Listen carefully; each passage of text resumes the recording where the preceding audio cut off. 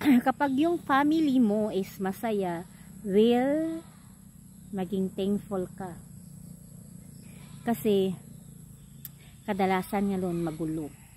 So wag ka na lang mangutya kung mayroong mga family na sobrang gubot, gulo-gulo ng buhay nila. Hindi mo kailangan yan ipagsigawan or ipagsasabi sa mga tao, mga langga, dahil parang nangungulikta ka lang ng ikakasira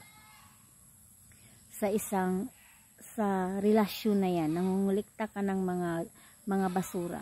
Yung kukuliktahin mo, na i-spread mo yung mga positibong, yung happiness na nangyayari, yung maligaya yung pangyayari, hindi yung ang gulo-gulo, tapos ang lungkot-lungkot pa, tapos yan pa ang ibabalita mo. Ang ending siyan, mga langga, wala naman, di ba? Mayroong motor. Alam, ay si AG pala.